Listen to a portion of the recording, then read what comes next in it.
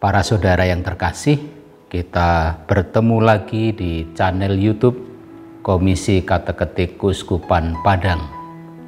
Kami berharap Anda dalam keadaan baik dan sehat. Dalam video terdahulu, kami telah menyampaikan upacara tahap kedua dalam rangka inisiasi Kristen, yaitu upacara pemilihan calon baptis.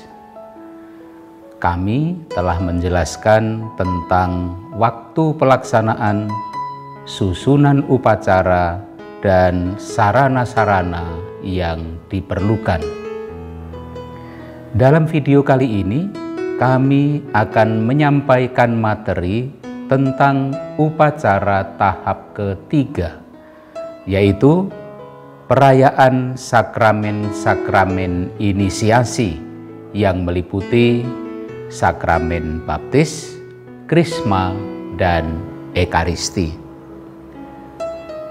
Para saudara yang terkasih, setelah para calon baptis menyelesaikan masa persiapan terakhir dan dipandang layak, selanjutnya para calon diperkenankan menerima sakramen-sakramen inisiasi.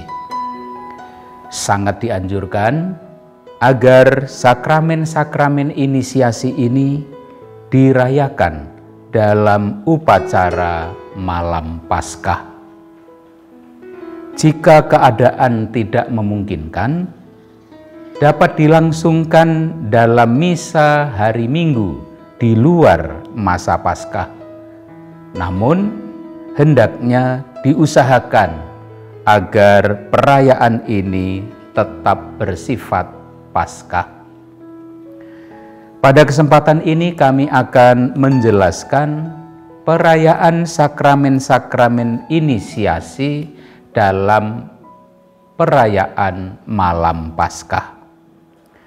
Sebagaimana tertera dalam buku liturgi perayaan Pekan Suci, perayaan malam Paskah, tirakatan kebangkitan Tuhan, secara garis besar terdiri dari 5 bagian. Yang pertama, upacara mulia pembuka vigili, dilangsungkan pemberkatan api baru dan pemberkatan lilin Paskah. Bagian yang kedua, liturgi sabda. Terdapat 7 bacaan dari Perjanjian Lama yang masing-masing disusul Mazmur tanggapan, madah kemuliaan, doa pembuka, bacaan epistola, bait pengantar Injil, bacaan Injil, dan homili. Bagian yang ketiga, liturgi baptis. Pada bagian ini dilangsungkan pembaptisan, disusul penerimaan sakramen krisma dan doa umat. Bagian yang keempat, liturgi ekaristi, persiapan persembahan, doa persiapan persembahan, doa syukur agung, komuni, dan doa sesudah komuni. Bagian yang kelima, ritus penutup, terdiri dari pengumuman, berkat meriah, dan pengutusan. Jadi penerimaan sakramen-sakramen inisiasi, khususnya baptis dan krisma, dilangsungkan pada bagian yang ketiga, yaitu liturgi baptis. Sedangkan penerimaan sakramen ekaristi berpuncak pada penerimaan komuni pada bagian keempat, yaitu liturgi ekaristi. Para saudara yang terkasih, di sini kami akan menjelaskan bagian ketiga dari upacara malam Paskah, yaitu tentang liturgi baptis, di mana dilangsungkan penerimaan sakramen-sakramen inisiasi.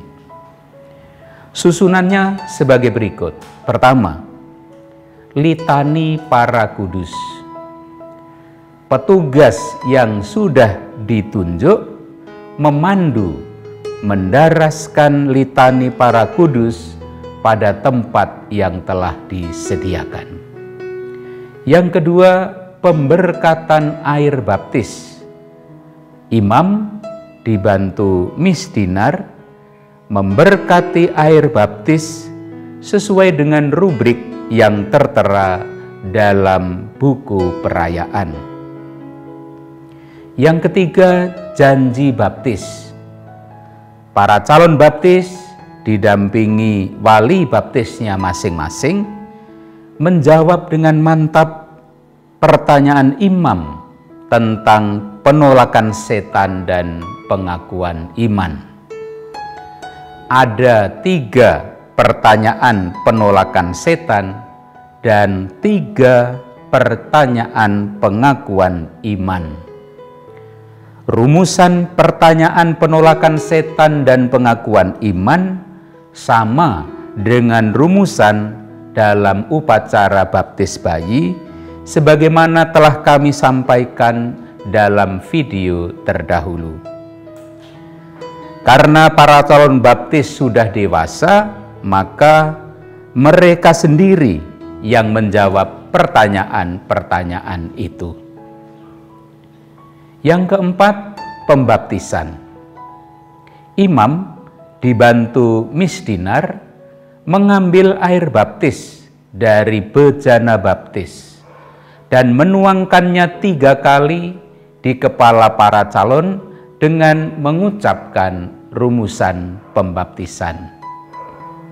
Sekedar contoh, imam berkata, Yohanes, aku membaptis engkau dalam nama Bapa, tuangan pertama, dan Putra, tuangan kedua, dan Roh Kudus, tuangan ketiga. Lalu calon menjawab, amin. Selama pembaptisan berlangsung, umat dapat menyanyikan lagu yang sesuai atau hening.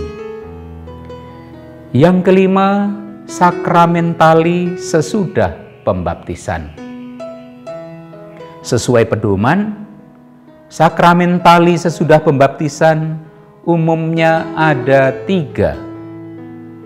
Pertama, pengurapan dengan minyak krisma. Kedua, penyerahan kain putih. Dan yang ketiga, penyerahan lilin bernyala. Oleh karena dalam upacara ini dimungkinkan untuk diterimakan sakramen krisma, maka pengurapan dengan minyak krisma dapat ditiadakan dan diterimakan sakramen krisma sesudah rubrik penyerahan lilin bernyala, jika diizinkan oleh uskup. Yang keenam, sakramen krisma. Sakramen krisma dapat diterimakan oleh imam yang memimpin upacara. Inti rubrik ini terangkum dalam doa untuk para calon. Allah yang Maha Kuasa, Bapa Tuhan kami Yesus Kristus, Engkau telah melahirkan kembali para hamba-Mu ini dari air dan Roh Kudus dan membebaskan mereka dari dosa. Sudilah kiranya mencurahkan Roh Kudus penghibur kepada mereka. Semoga mereka Kau anugerahi roh kebijaksanaan dan pengertian, roh nasihat dan kekuatan, roh pengetahuan dan kesalehan, dan semoga mereka Kau penuhi dengan roh takwa kepadamu dengan pengantaraan Kristus Tuhan kami. Lalu seorang misdinar menyerahkan minyak krisma kepada imam pemimpin upacara. Calon krisma maju satu persatu didampingi para wali yang meletakkan tangan di bahu para calon dan menyebutkan nama calon kepada pemimpin upacara, atau calon sendiri menyebutkan namanya. Pemimpin upacara mencelupkan ibu jari tangan kanan ke dalam minyak krisma, lalu membuat tanda salib pada dahi calon sambil berkata, imam menyebutkan nama, misalnya Yohanes, terimalah tanda kurnia Roh Kudus. Lalu calon menjawab, amin. Imam lalu berkata, damai Kristus. Lalu calon menjawab, terima kasih. Seusai penerimaan sakramen krisma, kemudian langsung menyusul pembaharuan janji baptis oleh umat. Disusul pemercikan air suci, doa umat, dan persiapan persembahan. Sebaiknya wakil dari para calon baptisan baru diikut sertakan dalam doa umat dan persiapan persembahan ini. Lalu misa dilanjutkan dengan liturgi Ekaristi menurut tata perayaan malam Paskah. Sebelum anak domba Allah, pemimpin upacara dapat memberikan penjelasan singkat tentang misteri Ekaristi yang merupakan puncak inisiasi dan pusat kehidupan Kristen. Sebaiknya para baptisan baru menerima komuni dalam dua rupa, tubuh dan darah Kristus. Para saudara yang terkasih, demikianlah susunan upacara tahap ketiga, yaitu perayaan sakramen-sakramen inisiasi dalam upacara malam Paskah. Dengan ini, penjelasan tentang tata perayaan inisiasi Kristen atau upacara baptis dewasa yang meliputi upacara tahap pertama, tahap kedua, dan tahap ketiga sudah selesai. Semoga bermanfaat. Nantikan kami dalam video-video selanjutnya. Tuhan memberkati kita.